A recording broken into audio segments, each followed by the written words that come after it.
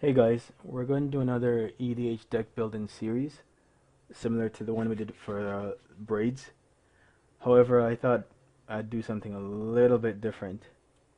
This time I'm going to be using a commander from the 2012 Planechase deck, so I'm using Krond the Dawn-Clad, and he's 3 green, 3 white for a 6/6 flying vigilance creature, and whenever Krond the Dawn-Clad attacks, if it's enchanted, exile target permanent.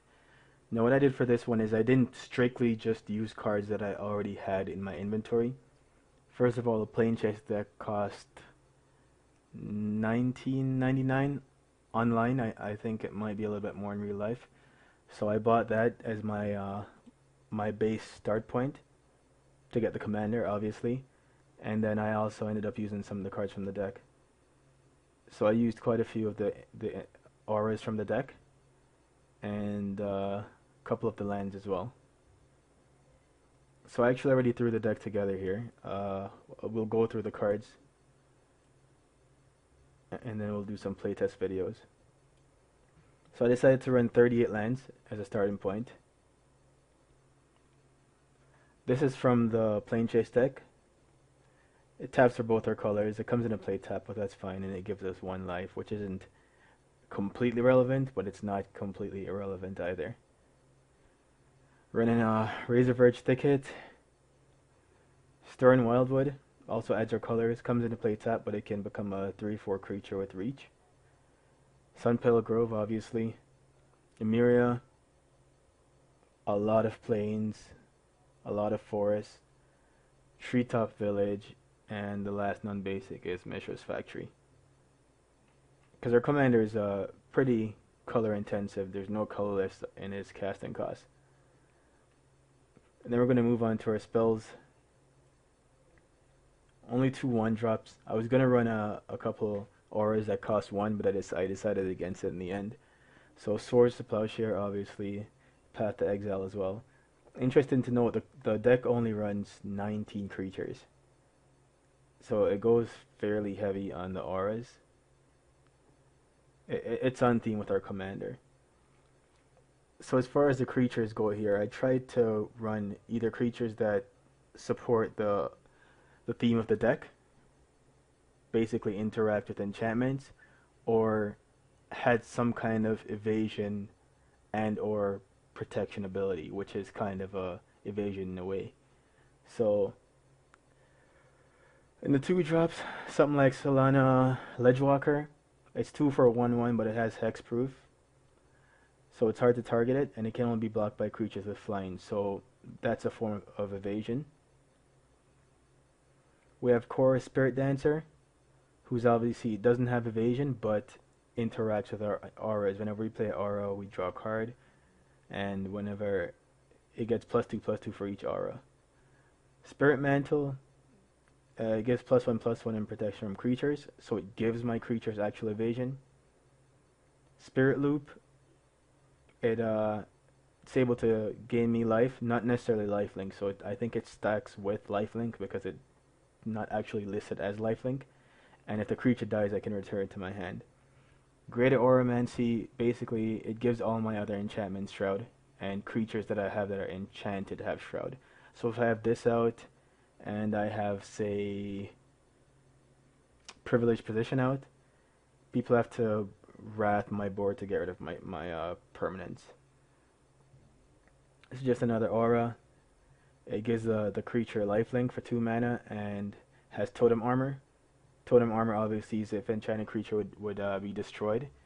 You put the aura in the graveyard and leave the creature in play. And you can pay 2 mana to attach this aura to another creature. Daybreak Coronet. It has to be attached to a creature that already has another aura on it, but it gives +3/+3, first strike, vigilance, and lifelink.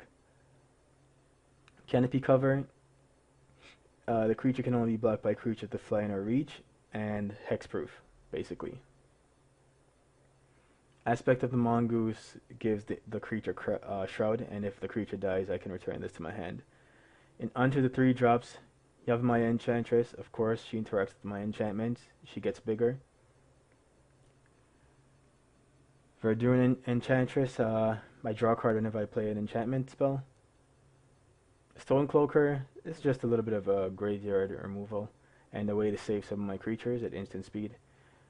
Marine Crusader, 3 mana for a 2/2 double strike, but it also has pro black and pro green, which is a form of evasion here. Mesa Enchantress is there for redundancy, does the same thing as this one. Flicker Wisp, it's there for stuff like if I have a aura on one of my creatures and I have another creature that I want to put it on, I'll do something like this so I can switch it when it comes back into play, or I'll exile someone else's permanent so I can, say, destroy something that had Greaves on it, or attack where I couldn't before. Obviously, Auramancer returns auras from my graveyard. I'm not sure if Aura Gnarlid is staying in the deck, but he also gets bigger for each aura in play. Snake Umbra gives +1/+1, and whenever the creature does damage to an opponent, I can draw a card. Totem Armor, which is very good. Shield of the Oversoul is probably the best aura in the deck for our commander. It, for 3 mana, it gives it +2/+2 and makes it indestructible. Prison Term, really good at controlling our opponents, especially their commanders. Pentarch Ward gives a creature evasion. It gives it protection from the color of my choice, and when it comes into play I draw a card. So it's 3 mana, it cantrips. O-Ring is self-explanatory. Enchantress's Presence is self-explanatory. Cage of Hands, same thing. Boar Umbra gives +3/+3 and it has Totem Armor. Aura of Silence, it's on theme with the deck and it makes my opponent's enchantments and artifacts harder to cast. It's also a way to deal with their artifacts and enchantments. Kodama's Reach to fix my colors. Explosive Vegetation, same thing. Hunting Wilds might get switched out for something else. Ranger's Path, Wrath of God, self-explanatory. So is Return to Dust. Sliced in Twain, Angelic Destiny, self-explanatory, I guess. It gives +4/+4 flying in the first strike, and when the creature dies, I can get it back. The Hunden, both Hundens that are in the deck, they can potentially be cut, but we're gonna see how they work out first. Martial's Anthem, it's on theme, and I can also use it to recur creatures when it comes into play. So that's pretty good. It's also Anthem. Martial Law, again on theme. All my enchantments are on theme, and I can detain my opponent's creatures.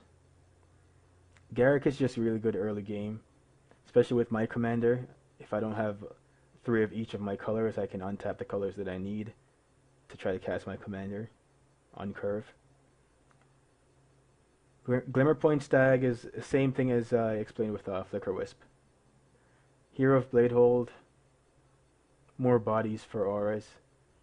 Oracle of Moldiah, just, again, my commander is pretty color extensive, so I want to hit 3 of each color. Voice of All is evasion. It flies and it gets protection from the color of my choice when it comes into play. Primal Command gets me the creature I want most times and puts something that's troublesome, a non-creature permanent that's troublesome, on top of my opponent's library. 3 Dreams gets me the auras I want. Relic Crush, self-explanatory. Asceticism, self-explanatory. I explained the Hondens already. Mammoth Umbra, it's just another one with Totem Armor. It also gives +3/+3 in Vigilance. Mirari's Wake, it's a mana doubler. It's an Anthem. It's an enchantment. Privileged Position, I explained before, just protection. Sigil of the Empty Throne, I might as well benefit from playing this many enchantments. Garruk, he's a way to draw cards and put some blockers out. Celestial Ancient, it came in the deck, so I'm just going to give it a shot.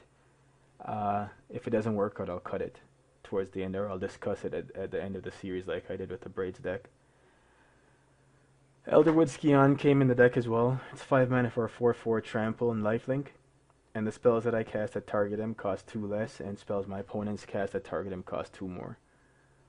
Oversoul of Dusk, it's another card with evasion. It's 5 mana, 5 hybrid mana, and it's a 5/5 pro blue, pro black, pro red. So every color that I don't run, it has protection from.